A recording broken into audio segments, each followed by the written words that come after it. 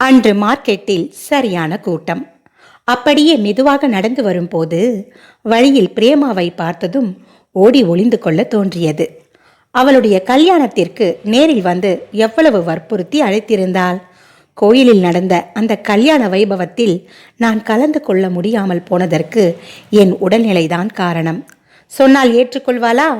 இதெல்லாம் இயற்கை, தலைக்கு ஜலம் விட்டுக்கொண்டு வந்திருக்க வேண்டியதுதானே என்று வாதாடுவாள் அந்த சண்டைக்காரி. அவளை பார்த்தவுடன் அங்கு மறைவான இடம் எங்கு இருக்கிறது என்று நான் விழித்து கொண்டிருக்கும் போதே அவள் என்னை பார்த்து விட்டாள். ஹாய் பானு. மாட்டிக்கொண்டேன். ஹாய்டி. கழுத்தில் அழுக்கேறாத மஞ்சள் கயிறு. அந்த புது மணப்பெண் எதுவும் கேட்கும் முன்னரே நானே முந்திக்கொண்டேன். சாரி பிரேமா, உன் கல்யாணத்துக்கு என்னால் வர முடியல. உடனே பிரேமா களீர் என்று சிரித்தாள். பேரழகியான அவள் முகத்திற்கு இன்னும் மெருகேற்றியது அந்த சிரிப்பு. அதற்கு கல்யாணம் நடந்திருந்தா தானே? சிரிப்பு பலத்தது. பின்ன என்ன கேட்பது, எப்படி கேட்பது என்ற தர்ம சங்கடத்துடன் அவள் கழுத்தையே பார்த்தேன். சாயந்தரமா உங்க வீட்டுக்கு வந்து விவரமா சொல்றேன் பானு. சாப்பாட்டு வேலை முடிஞ்சதும் உடனே வேலைக்கு வராட்டா அந்த மேனேஜர் பிசாசு கத்துவான். யாருக்கும் அடங்காத இவளை அவ்வளவு தூரம் பயமுறுத்தி வைத்திருக்கும் அந்த மேனேஜர் பிசாசை பார்க்க வேண்டும் போல இருந்தது எனக்கு. 17 வயதிலேயே உத்தியோகம் பார்த்து சம்பாதிக்க வேண்டும் என்று பிரேமாவுக்கு என்ன கட்டாயம்? என் மனம் என்னிடம் கேள்வி கேட்டது. கொஞ்சம் பொறுமையாக இரேன், அவள்தான் வீட்டுக்கு வந்து சொல்ல போகிறாளே. நிதானமின்றி அலைந்த மனதை சற்று அடக்கி வைத்தேன். அவள் சொன்னது போல பிரேமா அன்று மாலை எங்கள் வீட்டிற்கு வந்தாள். பிரேமாவும் நானும் பேசிக்கொண்டிருந்த போது இந்த தருதலையோடு என்ன பேச்சு என்று அம்மா எங்கள் அறை பக்கம் வராமல் முணுமுணுத்து கொண்டிருந்தாள். பிரேமாவின் காதிலும் விழுந்திருக்குமா தெரியவில்லை. ஆனால் யார் என்ன சொன்னாலும் அதனால் பாதிக்கப்படாதது போல் அவள் நடந்து கொள்வாள். என்னை கேட்காம அப்பா இந்த கல்யாணம் நிச்சயம் பண்ணிட்டாருடி. அந்த கருப்பனை யார் கட்டிப்பாங்க? அவன் ஆளும் மூஞ்சியும். அதான் கல்யாணத்துக்கு நாள் அவனோட அண்ணனோட ஓடி போயிட்டேன். மீண்டும் கலகலவன சிரிப்பு. அவனோட பேர் என்ன தெரியுமா? ரெமோ. என்ன ரெமோவா? நான் புரியாமல் கேட்க, முழிக்காத, ரெங்கசாமி மகன் மோகன். அதை சுருக்கி ரெமோன்னு வச்சிட்டேன். எப்படி இருக்கு பேரு? எனக்கு மேற்கொண்டு என்ன பேசுவது என்று புரியவில்லை. நான் அமைதியாக இருந்தேன். எனக்கு உங்ககிட்ட மனம் விட்டு பேச முடியாது பானு.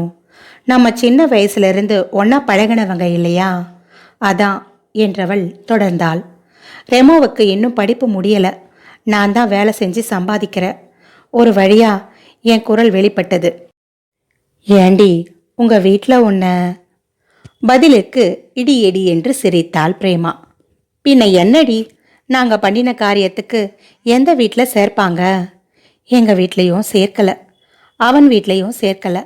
சிறிது நேரம் தன் மனக்குமுறல்களை கொட்டி தீர்த்துவிட்டு, சரிடி நான் கிளம்புறேன் என்று கிளம்பினாள் அந்த சிரிப்பு பேரழகி. அதன் பின் 10 வருடங்கள் கழித்துத்தான் மீண்டும் பிரேமாவை பார்த்தேன். படிப்புக்காக வெளியூர் சென்ற நான் அங்கேயே படிப்பை முடித்து வேலையிலும் சேர்ந்து அங்கேயே தங்கியிருந்தேன். அன்று லீவில் ஊருக்கு வந்திருந்தேன். வழியில் அவளை பார்த்தேன். அடடா, அவளுடைய சிரிப்பு மட்டும் மாறாது. அது அப்படியே இருந்தது. என்ன பிரேமா, எப்படி இருக்க? ரெமோவுக்கு படிப்பு எல்லாம் முடிஞ்சு நல்ல வேலை கிடைச்சிடுச்சா? நிறைய தங்க நகைகள் அணிந்திருந்தவளை பார்த்ததும் என்னையும் அறியாமல் அப்படி ஒரு கேள்வி எழுந்தது. யாரு? சிறிது நேர யோசனைக்கு பின், ஓ அவனா? நான் புரியாமல் பார்க்க, இப்போ நான் அவனோட இல்லடி. இன்னொரு அதிர்ச்சியை அளித்தாள். என்ன அவனோட இல்லையா? என்ன ஆச்சு? நான் முந்தி வேலை செஞ்சுட்டு இருந்தேன் பாரு, அந்த கடை முதலாளி இருக்காரே, என் மேல ஆசைப்பட்டாரு. நான் உன்னை ராணி மாதிரி வச்சுக்கிறேன்னாரு. நானும் யோசிச்சேன், எதுக்காக ரெமோவுக்கு உழைச்சி கொட்டுறது? என்னடி சொல்ற? இன்னொரு கல்யாணமா? மீண்டும் அந்த அழகான சிரிப்பு. போதும். நீண்ட பெருமூச்சு. ஒரு கல்யாணம் பண்ணிக்கிட்டு நான் பட்ட அவதி. உனக்கு பிறந்ததை நீயே வச்சுக்கடான்னு என் மகனையும் அவன்கிட்ட கொடுத்துட்டு நான் ஜாலியா வெளியே வந்துட்டேன். மீண்டும் ஒரு சிரிப்பு. இதற்கும் ஒரு சிரிப்பா? நான் முகத்தை சுளிக்காமல் இருக்க பாடுபட்டேன். நல்ல வேளை அம்மா அருகில் இல்லை, இவள் பேசுவதை கேட்க என்று சிறிது நிம்மதி எழுந்தது எனக்குள். வெளிநாட்டில் பல வருடங்கள் கழித்துவிட்டு அம்மாவை பார்க்க திரும்பி வந்தேன். வழியில் இவளை பார்த்தது தெரிந்தால் அம்மா என்ன சொல்லுவாளோ? ஆனால் இவள் என் ஆருயிர் தோழியாயிற்றே. இவள் வாழ்க்கையில் பல மாற்றங்கள் நடந்திருக்கலாம். ஆனால் எங்கள் நட்பில் எந்த மாற்றமும் இல்லை. வீட்டிற்கு வந்ததும் என் வாய் சும்மா இல்லை. பிரேமாவை பாத்தியாமா? அவள் எப்படி இருக்கா என்று என்னால் கேட்காமல் இருக்க முடியவில்லை. அம்மா உடனே தலையை திருப்பிக் கொண்டு உள்ளே போனாள். எனக்கு சிரிப்புத்தான் வந்தது. அம்மா காதில் விழவில்லை என்று நான் நினைத்து கொள்ள வேண்டுமாம். அதன் பிறகு அவளை நான் பார்க்க முடியவில்லை. எனக்கு நான் வேலை செய்த இடத்திலேயே மாப்பிள்ளை முடிவானது. திருமணமும் நிச்சயமானது. நான் அன்று ஊருக்கு வந்தேன். பிரேமாவை பார்க்கலாம் என்றால் அவளை எங்க தேடியும் காணவில்லை. ஆளுக்கு ஒரு கதை வைத்திருந்தார்கள். மீண்டும் நான் ஊருக்கு புறப்பட்டேன். என் திருமணமும் நல்ல முறையில் நடந்தது.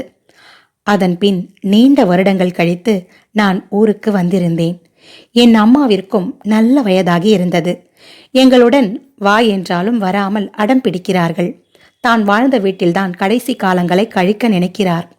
மீண்டும் பிரேமாவின் நினைவு வந்து என்னை சூழ்ந்து கொண்டது. அவள் எப்படி இருக்கிறாளோ அவளின் சிரிப்பு என் நினைவில் நின்றது. ஏன் இப்படி ஒரு முடிவை எடுத்தாள்? அதற்கு என்ன காரணம்? அவள் வீட்டில் ஏன் அவளுக்கு நல்ல புத்தி சொல்லவில்லை? யாரும் அவளுக்கு ஒரு துணையாக இல்லாமல் போனது ஏன்? ஒரு கதையின் முடிவை தெரிந்து கொள்ளாமல் போனது போல் எனக்குள் தவிப்பாக இருந்தது. அடுத்த நாள் காலை சொல்லி வைத்தாற்போல் அவளை என்னை தேடி வந்தாள். ஏ பானு! பிரேமா, வாடி, உனக்கு 100 ஆயுசு. இப்பத்தான் உன்னை நினைச்சுக்கிட்டு இருந்தேன். நீயே வந்து நிக்கிற. உங்க அம்மாவை மார்க்கெட்ல பார்த்தேன். நீ வந்திருக்கிறதா சொன்னாங்க. அவள் பேச்சில் சிறிது நடுக்கம் தெரிந்தது. இளமையின் உற்சாகம் எப்போதும் நிலைத்திருக்குமா? அவளுக்கும் இப்போது 50 வயதாகி இருக்காது. அப்படியே காலார எங்கேயாவது வெளியே போகலாமா பானு என்றாள் மெல்ல. எனக்கு புரிந்தது. அவள் சொல்ல போவது உள்ளே இருக்கும் என் அம்மாவின் காதில் விழக்கூடாது என்று நினைக்கிறாள். இவள் பிறர் நினைப்பதை பற்றியும் கவலைப்படுகிறாளா என்கின்ற ஆச்சரியமும் எழாமல் இல்லை. சரி வா. அப்படியே இருவரும் மெதுவாக நடந்தோம். உணர்ச்சியற்ற குரலில், ரெமோ செத்து போயிட்டாண்டி. என்ன? என்னடி சொல்ற? ஆமாம், ரெமோ செத்து போயிட்டான். என்னத்தான் அவனை விட்டு பிரிந்திருந்தாலும் சட்டப்படி அவள் இன்னும் அவனுடைய மனைவித்தானே. அவனுடன் சிறிது காலம் வாழ்ந்தால்தானே. அந்த துக்கம் எனக்கு புரிந்தது. எனக்கு யாரும் சொல்லிவிடலடி. பேப்பர்ல பார்த்து தெரிஞ்சுக்கிட்டேன். இறுதி யாத்திரை இந்த விலாசத்துல இத்தனை மணிக்குன்னு போட்டிருந்தாங்க. நான் அங்க போனேன். அதன் பின் நீண்ட மௌனம். அவள் பார்வை எங்கோ நிலைத்திருந்தது. என்னடி ஆச்சு? நான் அவள் தோள்களை வருடி கொடுத்தேன். அவளின் விழிகள் அசைவுற்றது. அங்க என் மகனை பார்த்தேன். முதல்ல என் மகனை எனக்கு அடையாளம் தெரியல. எப்போவோ 2 வயசுல பார்த்தது. ஆனா அவன் அவங்க அப்பா மாதிரியே அழகா இருந்தான். அதை வச்சுத்தான் நான் சற்றும் எதிர்பாரா விதமாக பிரேமா விம்ம ஆரம்பித்தாள். அவன் எல்லார்கிட்டையும் என்ன சொன்னான் தெரியுமா பானு? எனக்கு ஒரு அம்மா இருக்கிறது தெரியாது, யாரும் எனக்கு சொல்லல அப்படின்னா. என்கிட்ட வந்து இனிமே இங்க வராதீங்கன்னு கராரா சொல்லிட்டான். பிரேமா விழிகள் கலங்கியது. என்னால் அவனுக்கு அவமானமாம்.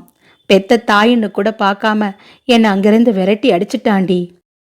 பெரிய குரல் எடுத்து அழுதவளை என்ன சொல்லி சமாதானப்படுத்துவது என்று எனக்கு புரியவில்லை. ஒரு தாயாக நீ மட்டும் அவனுக்கு என்ன செய்த என்று உள்ளுக்குள் கேட்கத்தான் தோன்றியது. ஆனால் என் கை வாயை முந்திக் கொண்டது. அவள் முதுகை பரிவுடன் தடவி கொடுத்தது. அவளின் அடுக்கடுக்கான சங்கிலிகளின் மேல் என் கைப்பட பேச்சை மாற்றும் எண்ணத்துடன், இவ்வளவு நகை போட்டுக்கிட்டு வெளியே வரலாமா பிரேமா? தொலைஞ்சிடாது என்று செல்லமாக கடிந்தேன். வாழ்க்கையில் எதையோ தொலைச்சிட்டேனே. நகை என்ன கேவலம் உயிரில்லாத பொருள் தானடி என்று கதறினாள். எவ்வளவு பணம் பொருள் இருந்தாலும் மீட்டெடுக்க முடியாதது நாம் இழந்த அழகான வாழ்க்கை. ஆம், அதனால் சிந்தித்து செயல்படுங்கள். நன்றி. ஆசிரியர் நிர்மலா ராகவன்.